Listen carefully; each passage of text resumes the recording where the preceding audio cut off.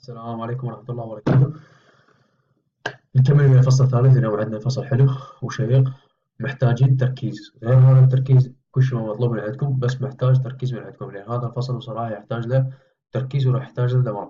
زين، فهسه راح نشرحها، راح أشرح خطوة بخطوة، راح أشرح من البداية حتى اللي هي حركة الشحنات الكهربائية. حركة الشحنات الكهربائية عرفنا، أنا شرحتها قبلها بالحلقة السابقة، شرحت زين أول صفحتين تقريبا، أو أول 4 صفحات العفو.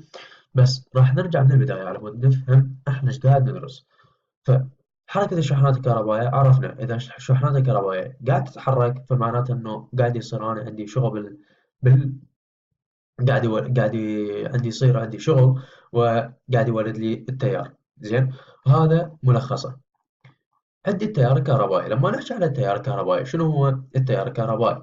احنا هنا شرحنا شنو هذا، اللي يقول لي الالكترونات المدارة الخارجية، الكترونات التكافؤ، والمواد الموصلة اللي هو كوندكتورز تكون ضعيفة الارتباط بنواتها. عندي شغلتين، عندي عوازل وعندي موصلات. المواد الموصلة اللي هي مثلا النحاس، مثلا واحد من الأمثلة النحاس شنو يقول؟ يقول هو من المواد الموصلة. هذا المواد الموصلة، هاي المادة الموصلة اللي هي النحاس، تكون الكتروناتها ضعيفة الارتباط بنواته، لذلك راح تكون هاي الالكترونات تتعرض الى مجال كهربائي خارجي. وعرفنا هنا شنو معنات هاي، راح تتحرك في ذرات الموصل باتجاه معاكس لاتجاه المجال الكهربائي المؤثر، اي لان الالكترونات سالبة الشحنة.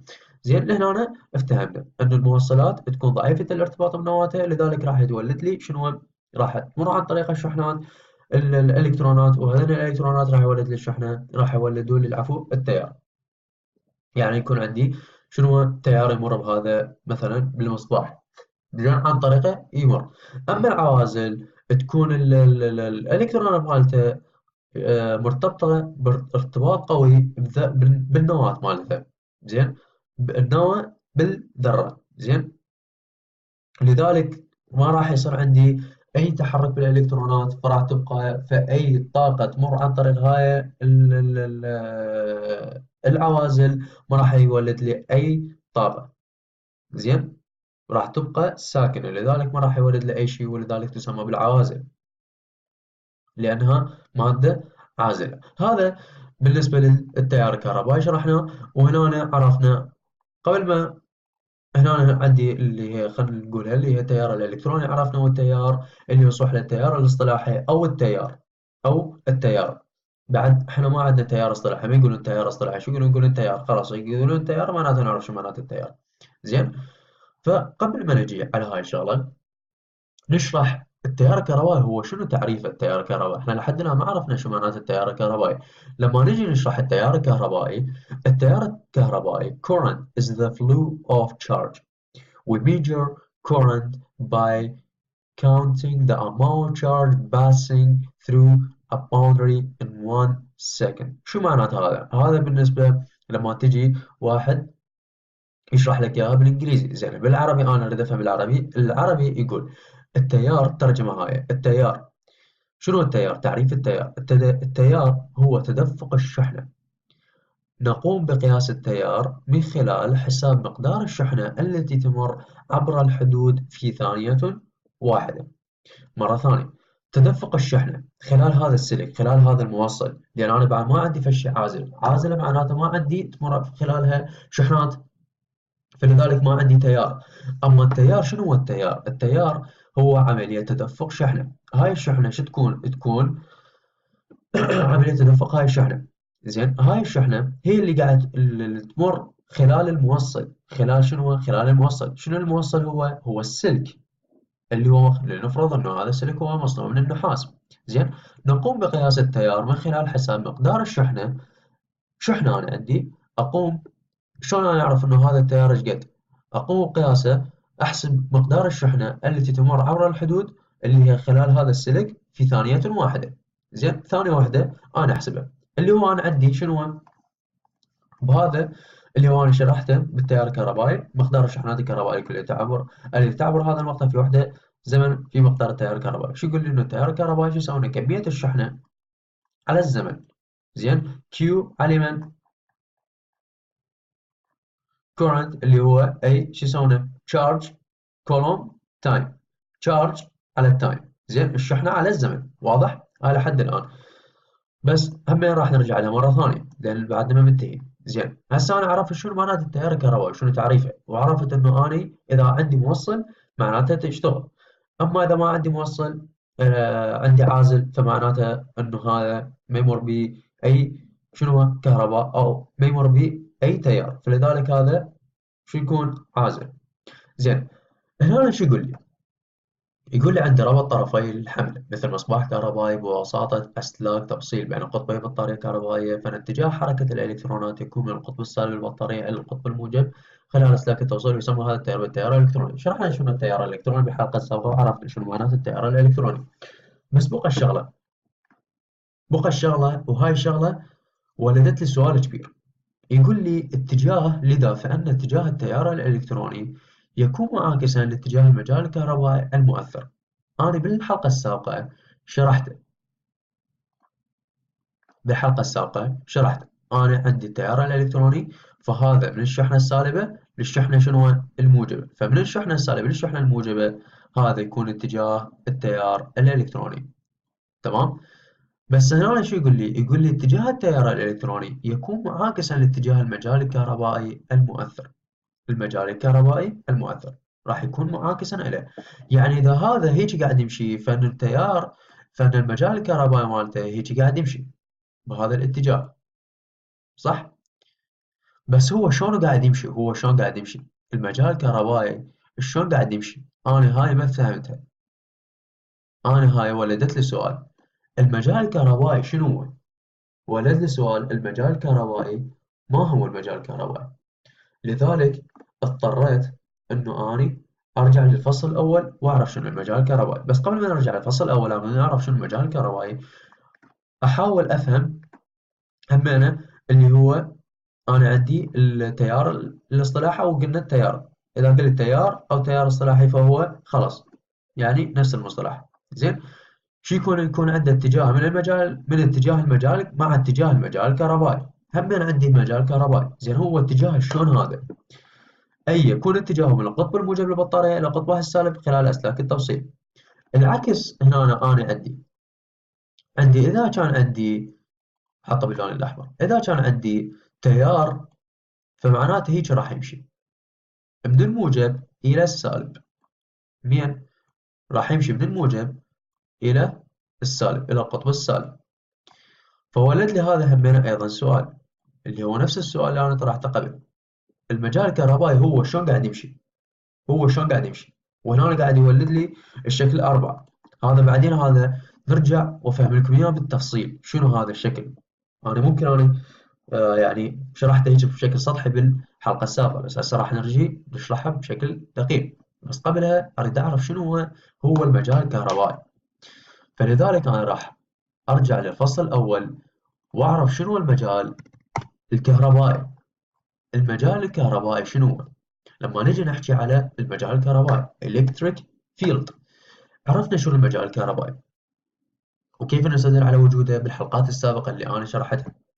هنا يقول لي أنا على مود أعرف المجال الكهربائي حطيت شحنة نقطية موجبة اللي هي قاعد يشرح على هاي. عندي شحنة نقطية موجبة في نقطة معينة، أن هذه الشحنة نفرض أن لدينا شحنة نقطية موجبة Q نقطة معينة، أن هذه الشحنة تحدث في الحيز المحيط بها تأثيرا يعرف المجال الكهربائي. شو يعرف المجال الكهربائي.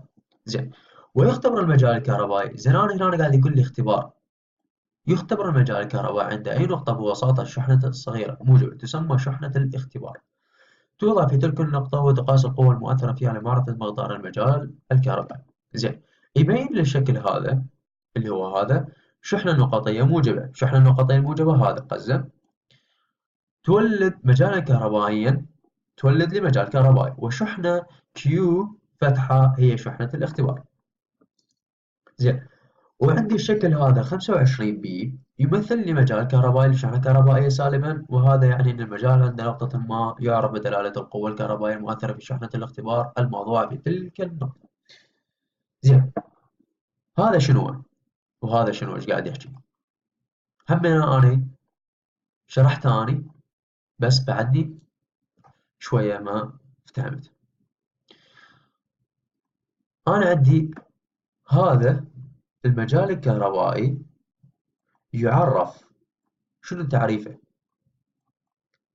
دلالة القوة الكهربائية المؤثرة في شحنة الاختبار الموضوعة في تلك النقطة.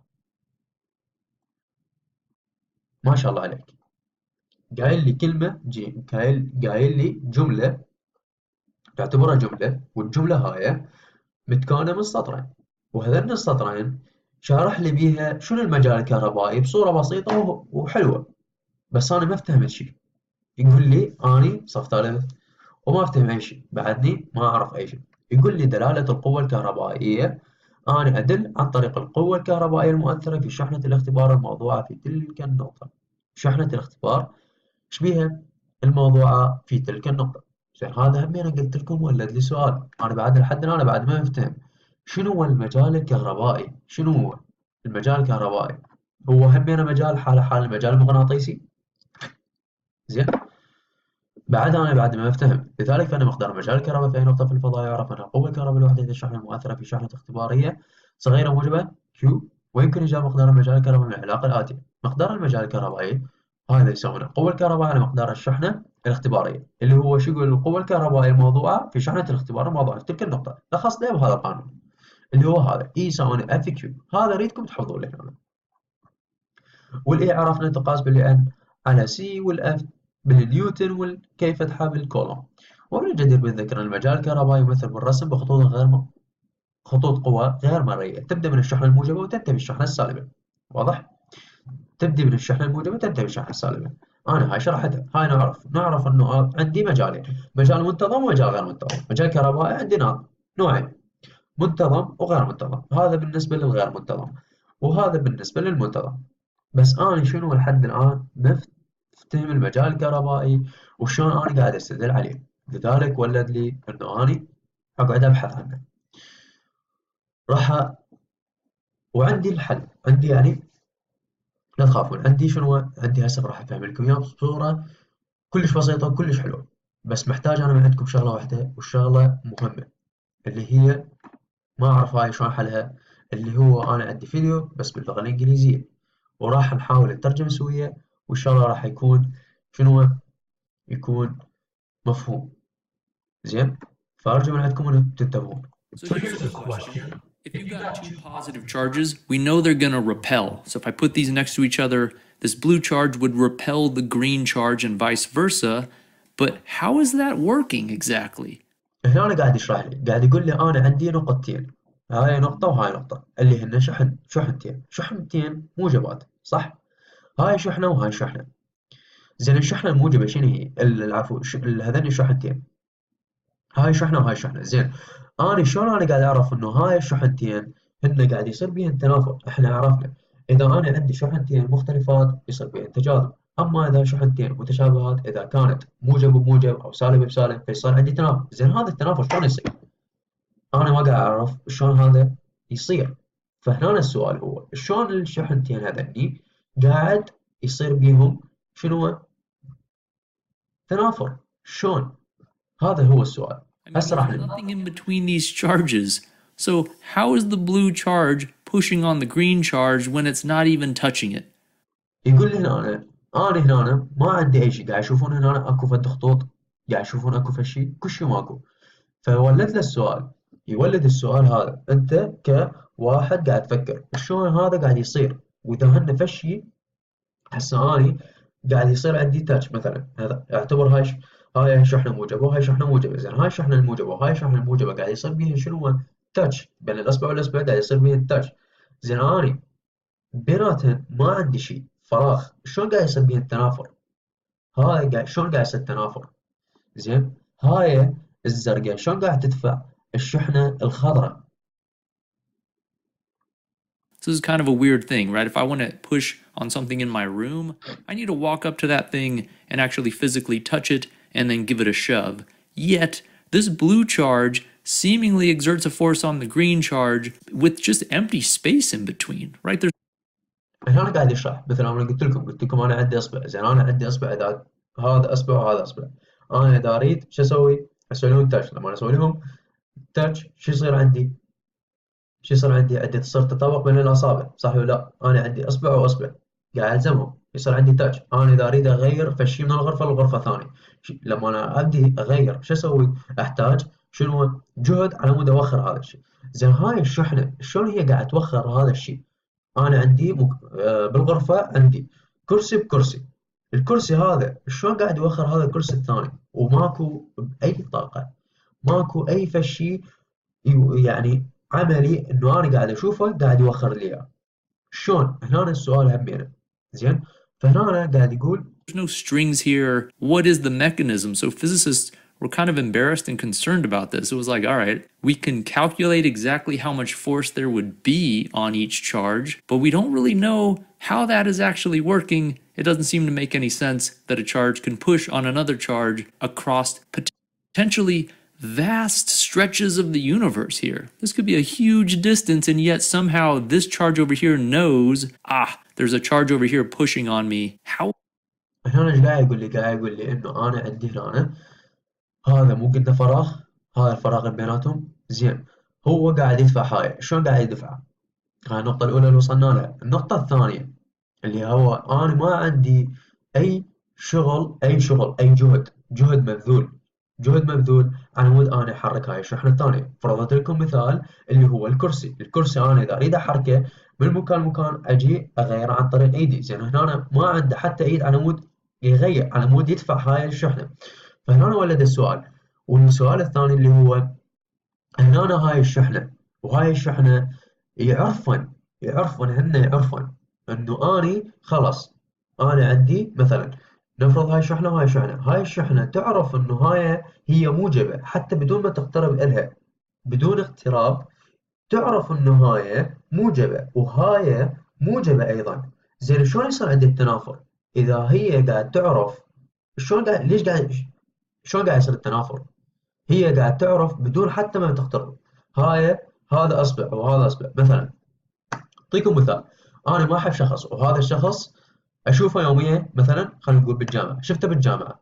زين انا عاده لما أنا اشوف هذا الشخص مو اتجنبه، صح؟ لما انا اتجنبه اذا كان عن قرب او ان كان عن بعد. زين هاي الشحنه هي قاعد تشوفها عن بعد، ما قاعد اشوفها عن قرب، يعني ما قاعد يصير بيناتهم تاتش، بحيث انه هي شو تسوي؟ تقول انه اني خلاص عرفت هاي، شفتها خطيه هاي، لا ما احب هاي، او وخري ليش؟ زين اوخر لك، او انا ما احبك ما اطيقك. زين ما اجي اشوفه بالوجه على مود مثلا واوخر، لا هو من بعيد شايف واحد لما السلام عليكم، هذا يعني بصوت بعيد، السلام عليكم، واحد شو يقول له؟ يقول له وعليكم السلام. نفس الشيء، هي نفس الشيء. واحد بعيد وقاعد يصيح، واحد بعيد وقاعد يصيح، نفس الشيء هي.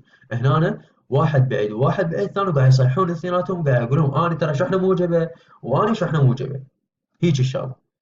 How فشلون؟ is that possible? هسه راح And this نشوف. isn't new to electrical forces. This was a problem when Newton came up with the force of gravity. When Newton figured out how to calculate the force of gravity, he showed, okay, we can calculate how much the Earth is going to pull on the moon. And people were like, this is great because now we can calculate and predict the orbits of the planets and comets. But when people were like, hey, Newton, that's really cool, but how is the Earth pulling on the moon when there's nothing in between? Newton was basically like, I don't know exactly why that works, but I know the math lets me predict it exactly. And so هنا ايش قاعد يحكي لي؟ قاعد يحكي لي بين الارض والقمر. احنا كلنا نعرف الارض اللي احنا عايشين بيها، وكلنا نعرف القمر اللي احنا قاعد نشوفه بالليل، صح؟ بس هنا السؤال يقول هنا شلون هذا اللي قاعد يصير القوة اللي بيناتهم، بحيث انه هذا وهذا يعرف المسافة اللي بيناتهم. زين احنا قبل ما نعرف، بس هسه قمنا نعرف لان اللي قاعد اكو الكترونات واجهزة جديدة، واضافة الى العلم. فعرفنا ايش قد المسافة بين الكرة الأرضية وبين مثلا القمر، وبين الكرة الأرضية مثلا والمريخ. عرفنا ايش قد هسه حاليا، ايش قد المسافة. أنا على مود أسافر للقمر محتاج مثلا 3 ملايين سنة. 3 ملايين سنة هذا إني أنا محتاج على مود أوصل للقمر، صح؟ صح؟ فهنا السؤال هاي بيناتهم المسافة شلون عرفوها؟ شلون القمر ويا الأرض؟ زين وإنه هاي القوة اللي بيناتهم بين القمر والأرض، اللي قاعد يعرفوها هم فراغ. قاعد يشوفون هنا كل شيء ماكو، empty، فراغ، كل شيء ماكو. زين. So ever since the time of Newton, this has been kind of in the back of physicists' minds for hundreds of years now. As we led up to the electric force, people were kind of like, all right, how is this force at a distance actually being transmitted? Is there something in between here that's actually letting the Earth pull on the moon? And so finally, when people were dealing with this electrical phenomenon, they decided, all right, it's time. It's time to answer, how do two objects exert forces on each other across what are potentially vast distances of space? And the person who came up with an explanation was named Michael Faraday. So this is Michael Faraday right here. مايكل فارادايز هذا هو اللي حاليا اللي اكتشف العفو مو حاليا اللي اكتشف النظرية اللي هي بين الشحنات هذني وشون هو قاعد يصير قاعد يصير هذا الاتشمنت اللي هو بيناتهم، بحيث انه هذا مثل ما ضربت لكم مثال، مثلا هذا ابو السلام عليكم وهذا السلام عليكم من بعيد، واللي هو قاعد يعرف عن طريق هذا الشخص اكتشفنا المجال الكهربائي. Science in the 1800s generally regarded as one of the most important بالقرن ال 18 هذا physicists/chemists of all time, really. And what Faraday said is this. He said, guys, here's how it's working. So this positive charge over here, so forget about the other positive, forget about this green positive for a minute. Let's just focus on this blue one. He said, اجى وشرح على بس وحده، قال انا ما له علاقه بالبقيه، انا علي بوحده، انا اعرف انه اكو هوايه، بس راح اجي اشوف هاي الوحده شلون قاعد تشتغل على مود انا اعرف البقيه هن شلون قاعد يشتغلن، فاجى بوحده اللي هو هسه قاعد نشرح على هاي. زين. Here's what the blue charge is really doing. He said this blue charge is creating an electric field all around it. And we'll abbreviate this electric field with a capital E. And since it's a vector, we'll... هنا شنو ايش قال؟ قال هنا انه هي قاعد تخلق electric field اللي هو المجال الكهربائي حولها. زين. ورمزوا للمجال الكهربائي بالإي، نتيجة electric field رمزوا لها بإي. واضح لهنا؟ نجي نكمل. Put a little vector arrow over the top. So Faraday said this. وهذا بس على مود نفهم انه هذا هو اتجاه، هو عملية اتجاه وليس عملية بالقانون. إي وفوقها هذا السهم معناته اتجاه. زين نكمل. Positive charge creates an electric field everywhere around it at all times, whether there's other charges nearby or not. And the electric field gets weaker and weaker the further out you go. So near the charge, you've got a big electric field. And then the further away you go, the weaker the electric field is. So this is kind of like a spider web surrounding a spider, except the spider is like the charge and the web is like the electric field. هنا جاء من هو فاراداي. ايش قال؟ قال انه هاي قلت لكم انه هذا اجى قاعد يشرح على بس وحده من الشحنات اللي هو هاي الشحنه الموجبه. قال عوفونا من بقيه الشحنات، خلينا نجي على هاي الشحنه الحلوه. زين. هاي حبيبتي انا اريدها، انا اللي راح اجي اشرحها. زين. اجي اريد افهمها شنو هاي وشنو موقعها وشنو قاعد تسوي.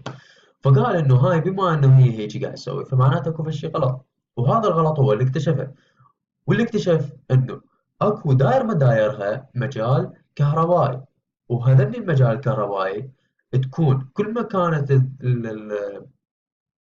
الشحنة أقوى أو الذرة أقوى، كل ما كان شنو داير ما دايرة راح يكون الشحنة يكون أقوى أو المجال الكهربائي يكون أقوى. زين. فهنا إيش قال؟ قال إنه داير ما دايرها أكو مجال كهربائي، وكل ما كانت الذرة أقوى كل ما كانت، بس نرجع على مود at all times, whether there's other charges nearby or not. And the electric field gets weaker and weaker the further out you go. So near the charge, you've got a big electric field. And then the further away you go, the weaker the electric field is. العفو. كل ما بالالكتريك فيلد المجال الكهربائي، هذا المجال الكهربائي.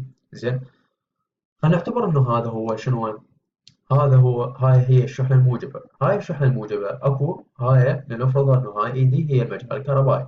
هذا المجال الكهربائي اللي داير ما دايرها كل ما ابتعد كل ما يكون ضعيف، كل ما اقترب من الشحنة كل ما يكون قوي. يعني تذكرون اذا شرحنا لما شرحنا على شنو شرحنا بالاحياء، هذني شنو هذني وصحنا سلاميات، صح؟ كل ما كانت، خلينا نفرض انه هاي السلامية هي الثالثة وهاي الثانية وهاي الأولى. لنفرض أن السلامية الأولى اللي هي شنو المجال الكهربائي القوي، والسلامية الثالثة هي البعيدة وهو راح يكون المجال الكهربائي الضعيف. هي نفس الشيء هنا. شو يقول لي؟ يقول لي هنا انه هاي الشحنة الكهربائية زين حولها مجال كهربائي. كل ما ابتعد المجال الكهربائي بهاي الجهة كل ما شنو قل القوة مالته، كل ما تقرب كل ما القوة مالته زادت. So this is kind of like a spider web surrounding a spider, except the spider is like the charge and وتكون على شكل شبكة، ويعني منتشرة بكل مكان على شكل the شبكة. web is like the electric field. Now you got to be careful. People see this and they think, oh, this is just like electric force, right? But this is not a force. These vectors here are not forces. This is where people get really mixed up. They look like هنا ايش قاعد يقول لي؟ يقول لي هذني قاعد يشوفون هذني الاتجاهات. هو يقول لي هنا انه هو الطلاب يفكرون انه هو هذا الالكتريك فورس. الالكتريك فورس معناته قوة الشحنة، بس هي مو قوة الشحنة. هنا هذا الطلاب قاعد يغلطون. زين forces because people are like, we used arrows to draw forces before. Aren't these just forces? They're not. It's a vector, so we represent them with arrows, but the electric field هن ليست فيكتورز. فيكتورز معناتها قوة. فيكتورز خلي بس قاعد أترجمها كلمة على مود يكون بالمضبوط.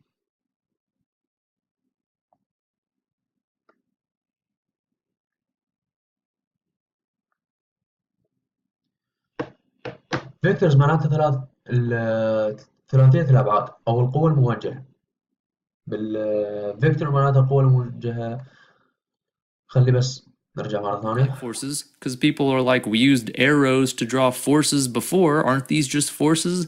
They're not. It's a vector, so we represent them with arrows, but the electric field is not the exact same thing as electric force. So you've got to keep that straight.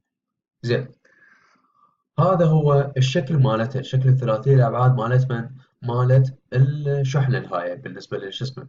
زين ففيكتورز هي معناتها الشكل الثلاثي مالتها، الشكل الثلاثي الأبعاد. يعني هذين الخطوط هن شغلات ثلاثية الأبعاد، بس مو القوة مالتها، مو هي القوة، هي مو الفورس، هي مو القوة. زين يعني هذا الاتجاه وهذا قاعد يقول لي هاي مو القوة، هي مو القوة. زين هنا ايش قاعد يقول لي؟ يقول لي الالكتريك فيلد المجال الكهربائي هو مو نفس المجال، مو نفسه على الإطلاق، مو نفسه. هو المجال الكتريك فورس. المجال شنو يكون؟ مجال القوة. زين مو نفسه. They are not the same thing. They're very related, but they are not the same thing. هنا الالكتريك فيلد والالكتريك فورس هذين الاثنيناتهم هن لهن علاقة مع بعض، بس مو نفس الشغلة، مو نفس الشغل اللي احنا قاعد نسويه. We represent it with F and maybe a little E for electric force. And since it's a vector, we could draw it with a vector sign. But the electric force F ويا is C not the same هي thing as the electric field E. How are F ويا C هي electric force. زين they related? Here's how it works. So even though the electric field is not a force, it can cause an electric force on other charges. So as it stands right now, if all we had was a positive charge creating its electric field in the region surrounding it, there would be no electric force. You need two charges to have an electrical force. This charge is not going to exert a force on itself. So زين انا على مود يصير انا عندي electric force. احنا قلنا الالكتريك فيلد والالكتريك فورس ان لهن علاقة مع بعض، بس هذا مختلف وهذا مختلف.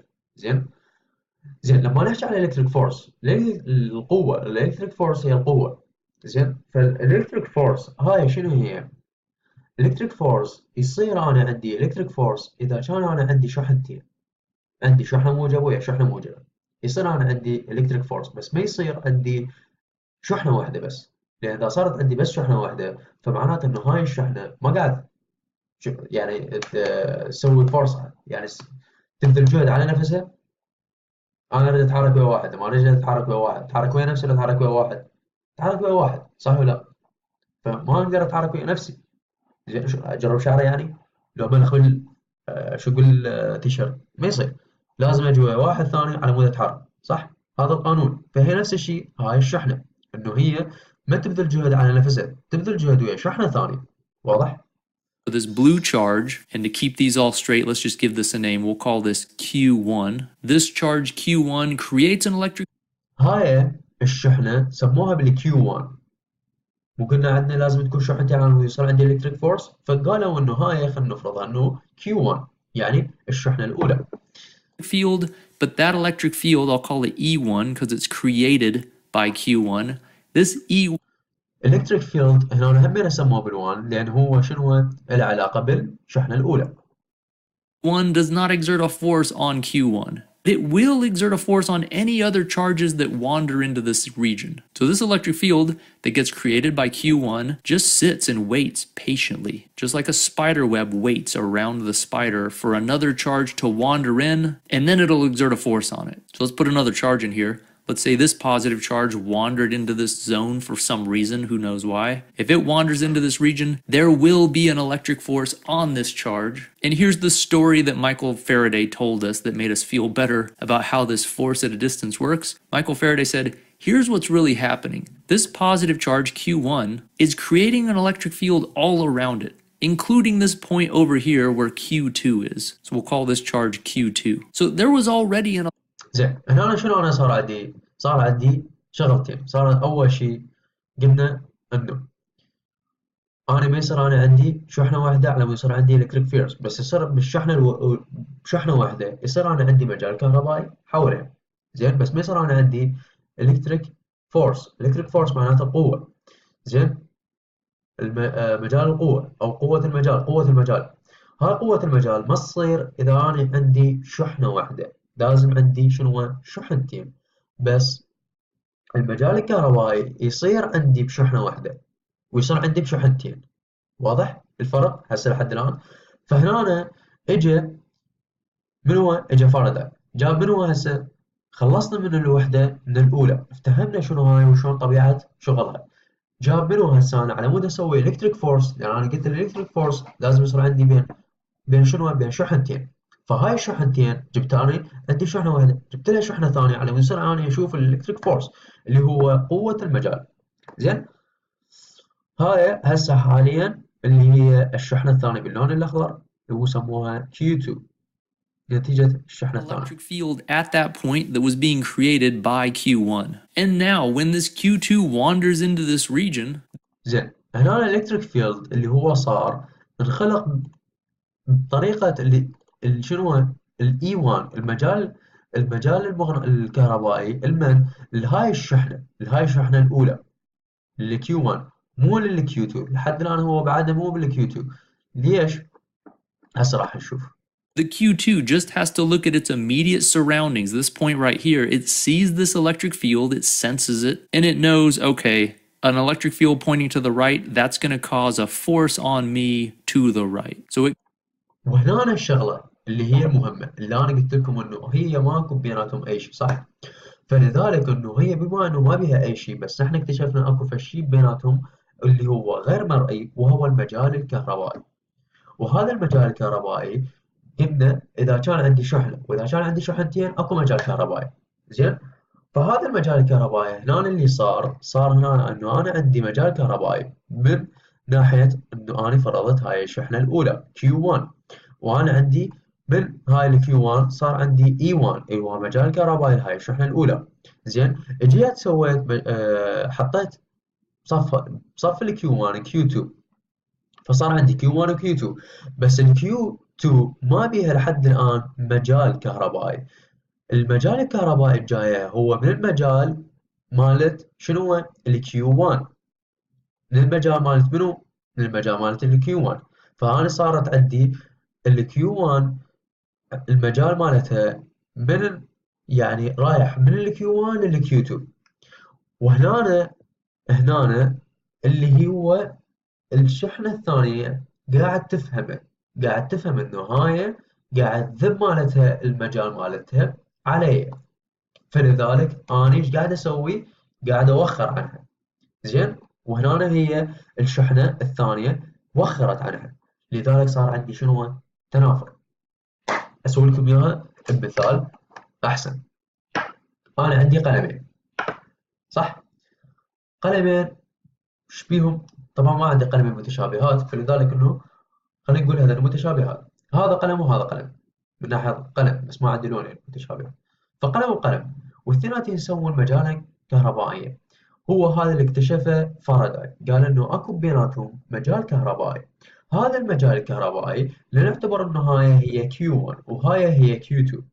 فهاي ال Q1، هاي ال Q1 جاية راح اسوي نفس هذا اللون، هاي Q1 وهاي Q2 زين، نفس اللون مالت شنو؟ مالت هاي مالت هذا المثال مالتنا. فهاي ال Q1، هذا ال Q1 ايش بيه؟ بيه مجال كهربائي، وهذا المجال الكهربائي منتشر منا ومنتشر منا ومنتشر زين حول هاي الشحنة، مثل ما قاعد تشوفون بهذا ال... بهذا الشرح زين. فهنا ايش قاعد يقول؟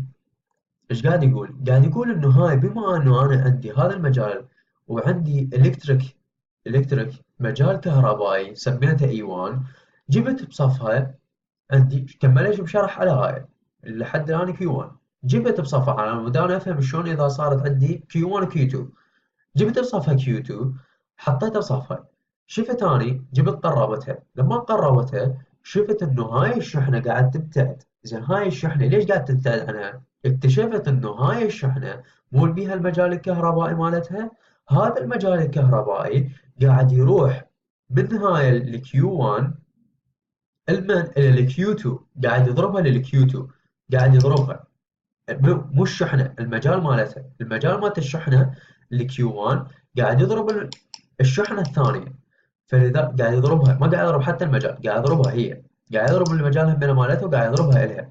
فلذلك هي هاي سوت افتهمت انه هو هذا اللي هو انه هاي الشحنه عندها جتها مجال كهربائي من نفس الشحنه، جتها مجال كهربائي من نفس الشحنه، فلذلك سوت قالت اني اوخر احسن لي لان راح انقتل، لان هاي الشحنه قويه، فجت ووخرت بأدب. واضح لحد هنا؟ اسوي لكم مثال ثالث اللي هو ما السلام عليكم وعليكم السلام، السلام عليكم، انا سلمت واحد بعيد بعد 10 امتار، عيطت عليه قلت له السلام عليكم، والثاني رد عليه سلام وعليكم السلام. هذا شلون افتهم؟ عنده عقل، افتهم انه اني سلمت عليه، ترجمه العقل، ترجمه قال انه هذا قاعد يسلم عليه، سوى رده المد للسلام، وهذاك افتهم بنفس الامر. افتهمته هسه لحد الان لهنا.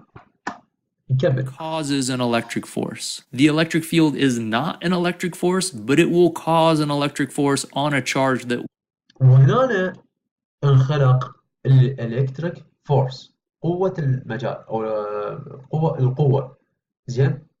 هاي القوة اللي هي القوة، هنا انخلقت القوة بين ما انخلقت بين شحنة واحدة، لا انخلقت بين شحنتين، وهنا عن طريق هاي الإزاحة اللي هي هاي الشحنة الثانية وخرت، لما وخرت صارت عندي شنو؟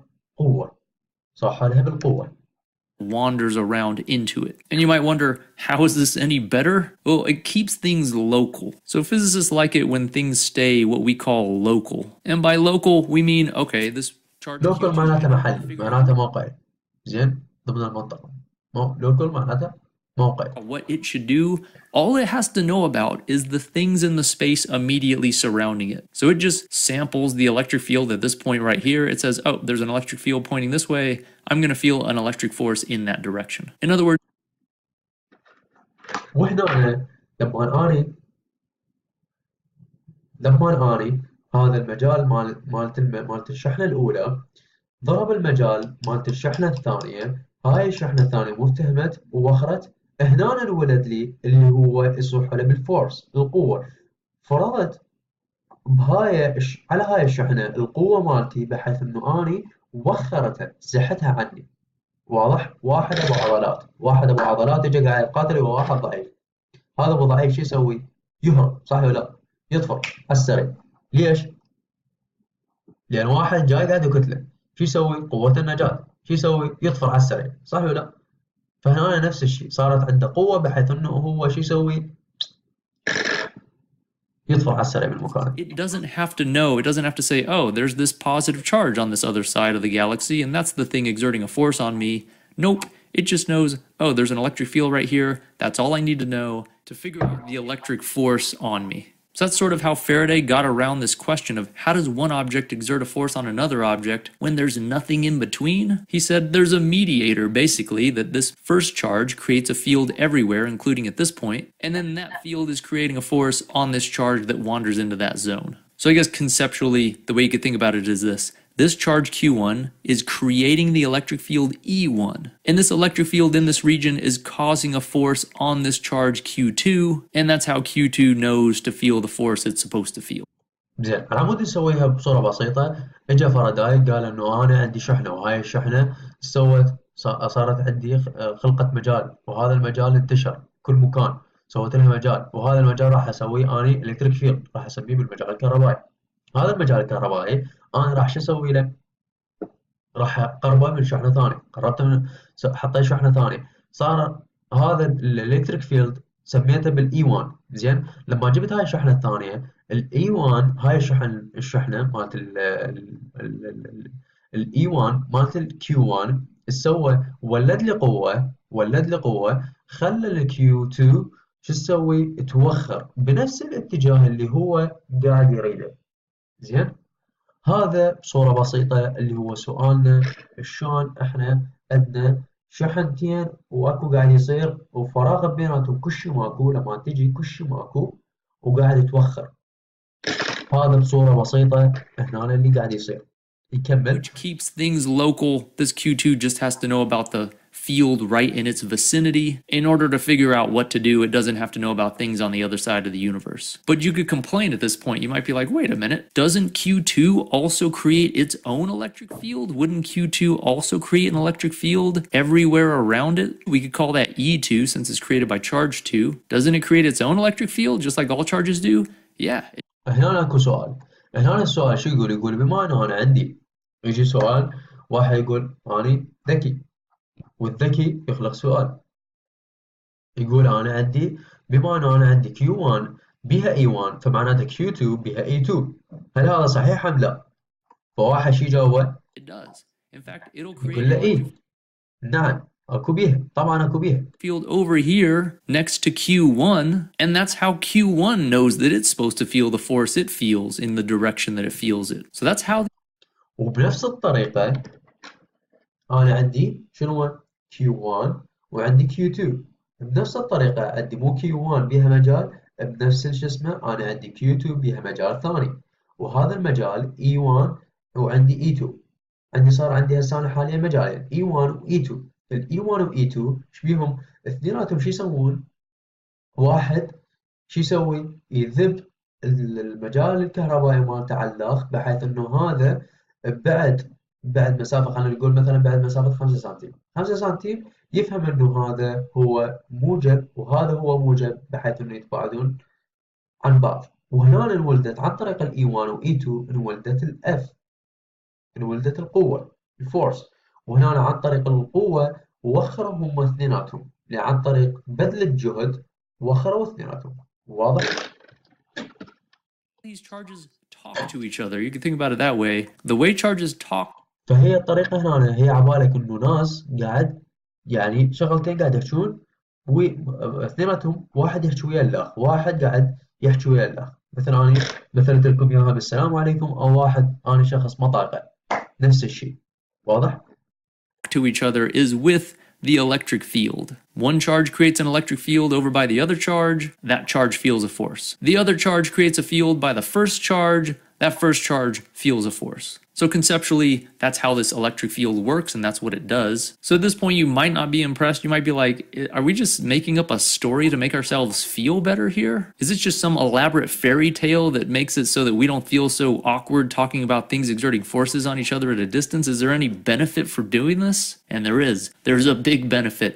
Mathematically, in terms of physics, talking about the electric field makes describing the physics way easier. And in fact, it makes it so that you don't even have to know about the charge creating that field at all. If you have a way of knowing the field, even if you don't know what charge is creating that field, you could figure out what the force is going to be on any charge in that field without even knowing the charge that created that field. And that بصورة بسيطة هنا هم قاعد يشرح إنه أنا عندي هم نفس الشيء هذين الشحنات. فهنا مثلا قاعد يقول لكم مثل قصة إنه هي من البيانات، وهذين البيانات هنا قاعد يصير البيانات هن مثل القصة بحيث إنه واحد يوخر عن الآخر. زين، أنا ما يهمني إنه هنا عندي الشحنة شنو هي، لأن هن الشحنة بما إنه شحنة كانت موجبة أو سالبة فهنا هي قاعد تخلق لي هي مجال. بس إذا هنا عملية التنافر والتجاذب هن اللي قاعد يصير هنا، هو اللي قاعد يصير عملية البروسيس، العملية هي اللي أنا عندي. فهنا أنا عندي بين شحنتين مثلا موجبات، فأنا خلق لي التنافر. شلون خلق لي التنافر؟ عن طريق E وعن طريق F، الإي والإف. واضح؟ Turns out to happen a lot. So knowing the electric field is extremely useful. It lets you determine the electric force on a charge even if you don't know what charge is exerting that force. So up to this point, I've been trying to motivate why we would want this idea of the electric field, why physicists would come up with this idea. But I wouldn't blame you if at this point you weren't thinking, I still don't know what electric field is. I know what it isn't. Electric field is not electric force, but what exactly is the electric field? So let me give. هنا يقول لي هنا أنا عرفت هسه لحد الآن شنو هو الإلكتريك فيلد، إنه هو مو إلكتريك فورس. زين بس لحد الآن أنا ما نفهم شنو الإلكتريك فيلد. زين، فأنا قاعد أحاول هسه حاليا قاعد أوضح لكم. أتمنى لحد الآن إنه فهمنا شلون هو السيستم قاعد يشتغل. وهسه راح أكمل على مود The فهم electric أكثر. field a proper definition here. The electric field تعريف للإلكتريك فيلد هنا. E at a point in space is defined to be the amount of electric force per charge exerted at that point in space. So this is what the electric definition of electric field هي القوة على الشحنة. هي شنو علاقة القوة على الشحنة؟ force على Q. رجع مرة ثانية. The electric field E at a point in space is defined to be the amount of electric force per charge exerted at that point in space. كمية القوة المبذولة زين بهذا الإلكتريك فيلد، كمية القوة هاي المبذولة على شنو؟ على الشحنة، على الشحنة هاي الشحنة الموجودة بالإلكتريك فيلد. وهذا لحد الآن هو نفس شنو لما نجي على من ناحية المجال الكهربائي، من ناحية القانون E يساوي Q على F، مقدار المجال الكهربائي يساوي قوة الكهرباء على مقدار الشحنة الاختبارية. واضح لحد الآن؟ زين، نكمل ويا منو؟ نكمل ويا الموضوع مالتنا. So this is what the electric field is. It's the force per charge. And the way physicists usually think about this is imagine throwing a test charge in here. We call this a test charge. We like to imagine that this charge is really little so that it doesn't completely like swamp and overwhelm the other charges creating this field. Otherwise, if you threw some huge charge in here, all the other charges would scatter and it would change the whole situation. So let's say we put a really small test charge in here. If I want to know what the electric field is at a point in space, I could just bring my test charge over here, measure the amount of electric force on that test charge, and then I just divide by how much charge was there on that test charge. So what was the charge of that test charge? I'll call this charge 2. If I take the force on هنا أنا قاعد أشرح له إنه العلاقة بين الإلكتريك فورس والشحنة. زين، فهنا قاعد يقول لي إنه أنا عندي الشحنة موجبة نفسها هي مالتنا حبيبتنا، الشحنة الموجبة الزرقاء، وأنا راح أجيب بصفها شحنة همينة موجبة، وهاي الشحنة الموجبة زين صغيرة تكون أو نفس المقدار أو حجمها، بس المهم إن تكون هاي الشحنة شنو موجبة. فهنا أنا قاعد أشوف إنه هاي قاعد شنو تبتعد عن طريق البعد مالتها، صار عندي إلكتريك فورس. وهنا أنا راح أحسب كمية البعد مالتها، كمية القوة العفو هي اللي راح تولد لي، إضافة إلى الشحنة إذا كانت موجبة فحسابات أخرى، أما إذا كانت سالبة فحسابات أخرى. فأنا لازم أعرف عن طريقها راح أعرف نوع charge الشحنة. 2 divided by charge 2, that would be the value of the electric field at that point in space. So this is how we define the electric field. The definition of electric field is the amount of force per charge. In other words, let's put some numbers in here. Let's say Q2 was 2 coulombs. This is actually زين، هنا قاعد أفرض إنه هاي الشحنة ويا 2 كولوم. إحنا عندنا الشحنة بالكولوم تقاس، فهنا عندي 2 كولوم. enormous amount of charge. This is kind of an unrealistic example, but it'll make the numbers come out nice, and conceptually it's the same thing. So say positive 2 coulombs was placed here. That's the value of Q2. And let's say when we measure the force on Q2, we're getting 10 newtons of force. Well, in that case, we could just say, all right, then the electric field. وهاي الكيو 2 هاي الكيو اللي هي 2 كولوم، أنا قست مالتها المجال، وهذا المجال صار أنا عندي 10. العفو، القوة 10. زين هسه أنا أريد المجال. أنا عندي عرفت القوة هاي المبذولة اللي هي للشحنة هاي. زين أنا عندي شحنة الاثنين كولوم، وإف اللي هو القوة راح تكون 10 نيوتن. زين هسه أنا أريد أعرف المجال مالته إيش قد.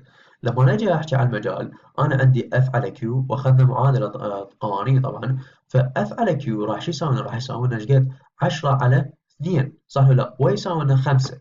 in that region, at that هسه راح vicinity, نشوف. is going to be 10 newtons of force per 2 coulombs of charge, and we get an electric field of 5, and then the units are newtons per coulomb. And that makes sense, because what the electric field is really telling you is how many newtons of force you would get per coulomb. المجال هو، وهذا هو الصحيح، يعني قاعد المجال ايش قاعد يقول لك؟ قاعد يقول لك ايش قد انا عندي من ناحيه النيوتن، ايش قد نيوتن بالقوه. زين ايش قد انا القوه المبذوله على الشحنه، على مقدار الشحنه. زين على ايش قد انا عندي من ناحيه الشحنات. فمثل هذا المثال انا عندي القوه هنا 10 اف، ومن ناحيه الكيو 2 كولوم، فلذلك طلع لي 5 ان على كيو. طبعا لا تنسون If you put more coulombs at that point in space, there'd be a greater force. وكل ما زادت عدد الشحنات كل ما زادت عدد القوة.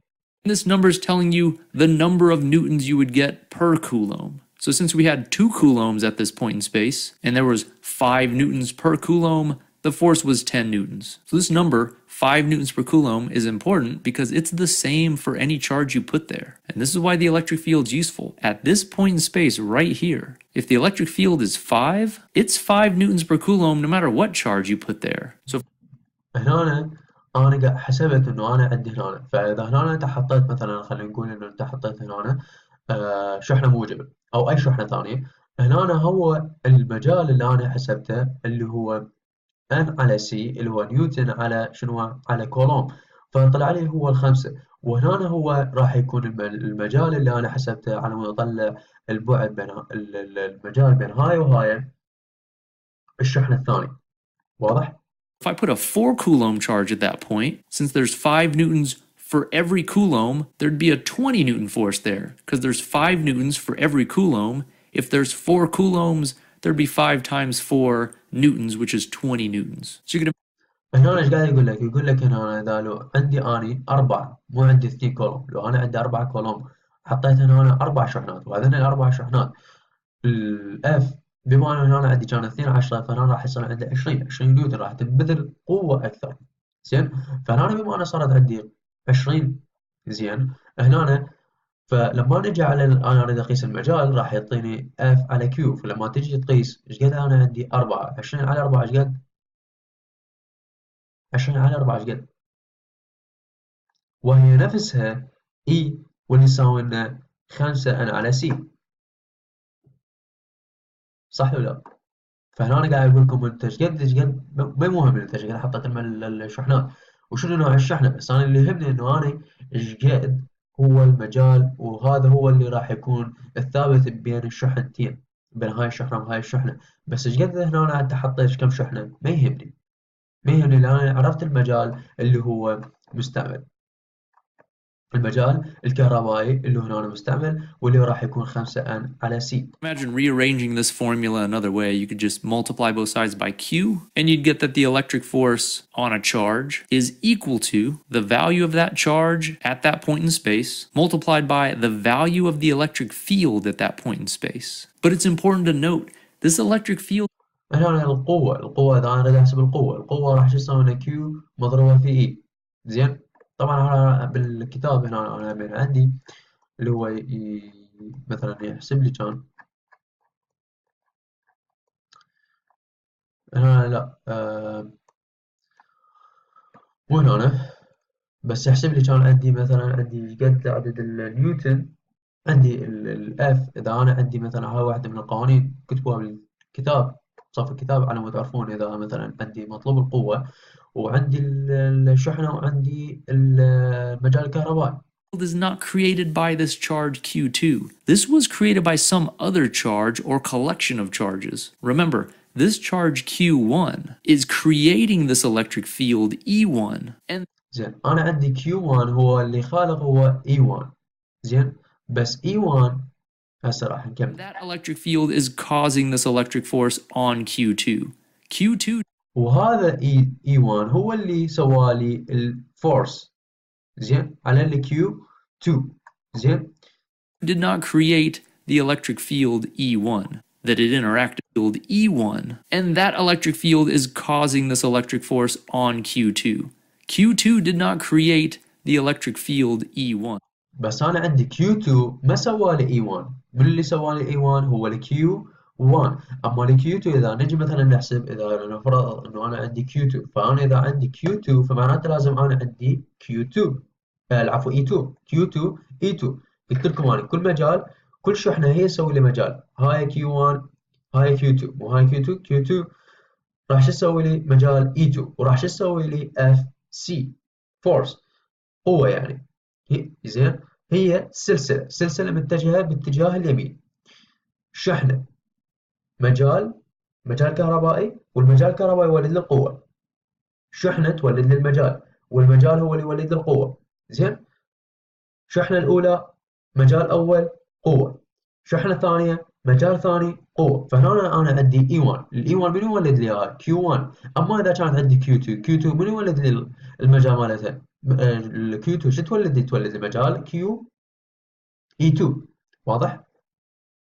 that it interacted with. Q1 created that electric field E1. So people get mixed up. They see this formula, they start to think maybe this Q2 is creating this electric field. It's not. This electric واكو بعض الطلاب يفكرون انه Q2 هو اللي ولد لي E1. هم هنا غلطانين واتوقع انه هسه احنا فهمنا. causing the electric force on that charge, not the other way around. اما ال E فهي اللي ولدت لي الفورس بس ما ولدت لي ال Q2. ما ولدت لي ال Q2. ال Q2 هي شحنة ثانية منفصلة عن ال E وعن ال F. واضح؟ This Q2 is not creating this field. This field is causing the force on that charge. So this form فهنا أنا عندي E هي اللي ولدت لي F force والF force اللي هي قاعدة توخر لي ال Q2 مثل قبل المثال. طبعا نظرا is للوقت. extremely useful. If you know the electric field at a point in space, you can figure out the electric force on any charge at that point by just multiplying the two values together to get the electric force. So you can see now that the electric field is not the electric force, it's the amount of electric force per charge at a point in space. Very related, but different. Different enough that you have to keep these ideas separate. Electric field is not electric force, and vice versa. Electric force is not electric field. The electric field is the amount of electric force per charge, and the electric force. أتمنى هسه احنا عرفنا الإلكتريك المجال الكهربائي والقوة شنو الاختلاف بيناتهم. والقوة هي مو نفس المجال والمجال هو مو نفس القوة. بس عرفنا من اللي يولد القوة. القوة اللي تولد المجال والمجال من اللي تولدها الشحنة. واضح لحد الآن؟ Force on a charge at some point in space is the amount of charge times the electric field at that point in space. So recapping, electric charges create electric fields. These electric fields in turn cause forces on charges that exist in that region. The value of the electric field is representing the number of newtons of force per coulomb at that point in space. هنا أنا عندي شحنة ولدت لي المجال الأول. شحنة أولى ولدت لي المجال الأول وهي اللي شنو سوت لي القوة اللي دفعت ال Q2 اللي دفعت لي الشحنة الثانية. زين فال E1 هي تضرب ال Q2 زين عن طريق شنو الفورس. زين هنا واللي هي صارت عندي شنو N نتيجة الفورس و C نتيجة الكولوم. And in terms of a formula, the electric field is the amount of force per charge, or in other words, the amount of electric force is the charge times the electric field at that point in space. أتمنى لحد الآن احنا افتهمنا شنو الفرق بين المجال الكهربائي والقوة وشنو فرقنا والشحنات وشلون هسه لحد الآن وعرفنا شنو المجال الكهربائي بصورة حلوة بصورة منتظمة. وهسه أتوقع صارت عندكم فكرة عن المجال الكهربائي بصورة أوضح. أتمنى هذا الفيديو عجبكم. أنا راح أسميه هذا الفيديو هو المجال الكهربائي. زين على بود نعرف احنا شنو المجال الكهربائي. ان شاء الله اشوفكم بالحلقه الجايه واللي نشرح فيها المجال الكهربائي بعد اكثر. وبعدين ندخل على الفصل الثالث لان الفصل الثالث فصل مهم ومحتاجين تركيز هوايه. نشوفكم بالحلقة الجاية إن شاء الله. مع السلامة.